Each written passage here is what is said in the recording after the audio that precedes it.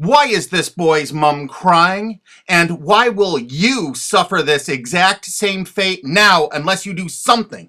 This is Mike Mozart of Jeepers Media on YouTube, and this is my second video about SOPA and Protect IP, or PIPA, the two laws that they're trying to pass right now that are going to affect you, not only in America, but in the UK. And this video goes out to all my fans in the UK, because the United States government is extraditing one of your college students named Richard O'Dwyer. That's right, because he actually had a website that linked to copyright infringing material. I'm not kidding. He just linked to copyright infringing material. He didn't host any on his website. If you've ever used torrents in the UK and you've shared files online, you can kiss your mum goodbye, because the United States government's got a nice cold jail cell waiting for you. That's right, because they're going to extradite you, fly you to the United States, and they're going to imprison you for years. They're going to start doing this to hundreds, thousands of people in the UK. We got prisons we're building here to hold you all. Do you know the United States imprisons a greater proportion of its population than any other country on earth? Do you know that the country that imprisons the next greatest proportion is Russia? You know how tough Russia is? We actually imprison 20% more of our population than Russia. We are #1 in the world at imprisoning our population. And we want to start imprisoning the UK population. We gotta grow those numbers. Look how our numbers have grown in the last few years. Why would our numbers jump so exponentially? Why would our numbers jump so? Does that look like we're becoming a police state? And billionaire Alki David has offered to pay the legal expenses of Richard O'Dwyer once he lands in the United States for the best legal representation money can buy. Mike, in the case of Richard, I will support all legal costs that will bring his case to the forefront, to highlight the hypocrisy of big media companies such as CBS, who have almost single-handedly created the phenomenon of copyright infringement through illegal file sharing. Illegal file sharing is abhorrent. It is not acceptable to steal copyrighted material. In the case of Richard, I don't know whether he's guilty or not. But the fact that he's being brought to America on extradition for copyright infringement, supported by large media companies who are almost solely responsible for the creation of this phenomena of copyright infringement through illegal file sharing, is disgusting. It is hypocritical and unacceptable. I support Richard in his fight against the big media hypocrisy. Thanks. We're going to make certain that his expenses are paid for the finest legal representation the United States can offer on principle. And what is that principle? This case is going to bring out the fact that the copyright infringement online was caused by the CNET division of CBS. It was caused by NBC. It was caused by ABC distributing the software through ESPN and Go.com. And it was caused only by the big media companies themselves. All right, that's the only place you could get that software. Why did they all distribute that software? Why were they virtually the exclusive distributors of that software? And why did they promote it for copyright infringement? Okay, CBS television fostered it, encouraged it, and distributed all that file sharing software through a site they own called CNET. CNET has an office in the UK. That's right, one of the largest overseas offices is in the UK. Well, they committed a lot of online piracy. Take a look at these examples here. What? CNET and CBS substantially promoted Pirate Bay? And look at this. Last.fm, a UK company owned by CBS Television in the United States. Why did they make a deal with Pirate Bay to distribute their widgets? CBS was very enthusiastic with their deal about Pirate Bay. And CBS made this deal with Pirate Bay immediately after purchasing Last.fm. Immediately, they didn't even wait. Pirate Bay isn't even legal in the United States, and they threw their full support behind it. This is one of the widgets. They're endorsing Pirate Bay. And oddly enough, CNET division of CBS actually considered Last.fm to be spyware. Were they using these widgets to actually spy on Pirate Bay to take them down? It seems possible, since it was widely reported about that time period that CBS was turning over user data to the RIAA from Last.fm.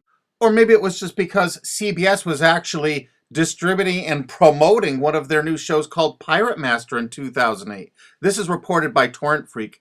And they actually had links right to torrents to download the show. And this is on CBS's own website. Of course, this is one of CNET CBS's proud offerings, the Pirate Bay Search Download. This allowed you to actually cruise all the popular sites without actually going there, so you could download tons of pirated media illegally. They even say that in this download.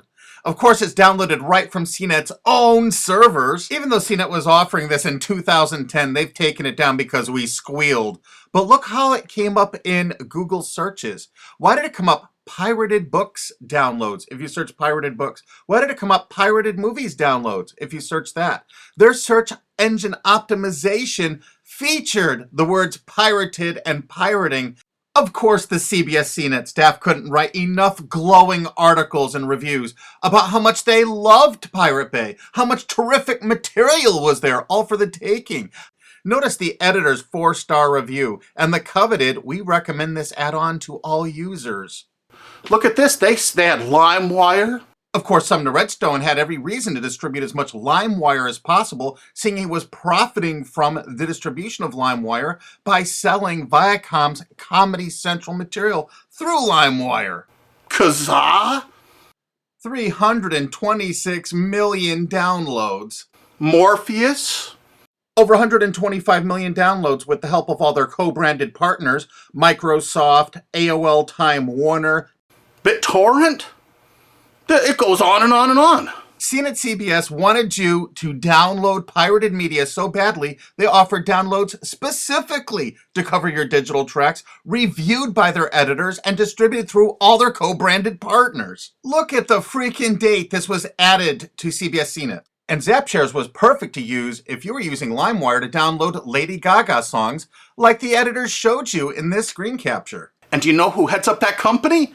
Sumner Redstone, one of America's richest men. And you know what you're going to do? If it's okay for the United States government to extradite that poor kid to the United States to stand trial here for something that wasn't illegal there, Sumner Redstone distributed file sharing software to your country. He distributed it with charts and graphs, including known copyrighted artists that are still on their site CNET to this day. And they distributed over 50 million downloads of LimeWire just since Sumner Redstone bought CNET. So what you're going to do is, you're going to demand that your government in the UK extradite Sumner Redstone to the UK to stand trial for copyright infringement. That's right. You are going to demand it. You are going to write every single person in the UK.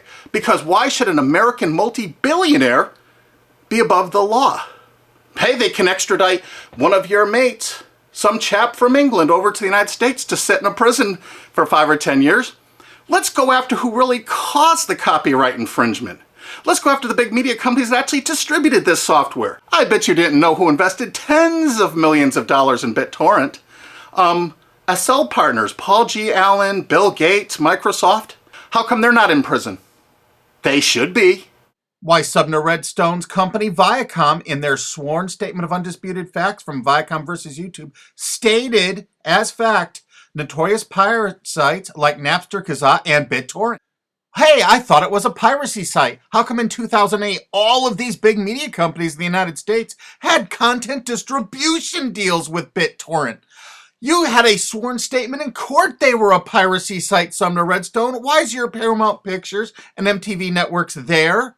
Why are you bringing people to court over downloading from BitTorrent when you used it yourself? While Sumner Redstone's Viacom was swearing in court that BitTorrent was a piracy site, their own CNET wrote this wonderful review of it. Pros: BitTorrent downloads can be delivered to you using any BitTorrent client app. Partial to uTorrent? No problem. Now you can mix your legal and pirated downloads into one client. Of course, every entertainment company distributed that software.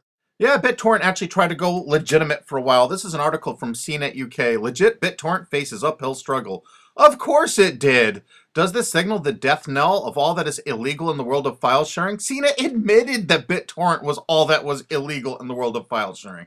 Is it for anyone's benefit for BitTorrent to go down the same route as Napster or Kazaa?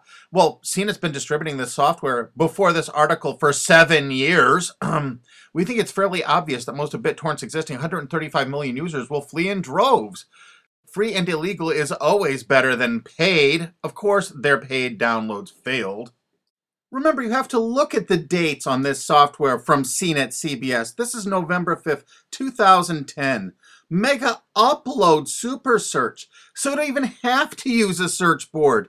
It actually scans through MegaUploads. CNET staff reviewed it and recommended it. Of course, CNET CBS loved Rapid Share. Look at this, day added August 19th, 2008 when CBS owned it. The editors reviewed it and loved it. This particular little item lets you search Rapid Share with a special bot so you would never have to use an external site, downloaded right from their own servers. The CNET division of CBS offered dozens and dozens of BitTorrent toolbars, allowing you to search the different sites such as Pirate Bay, Torrent Spy, ISOHunt, without leaving the comfort of your own desktop or having to look at their advertising. They actually let you search it without going there. Here's another one of those torrent searchers CBS CNET offered.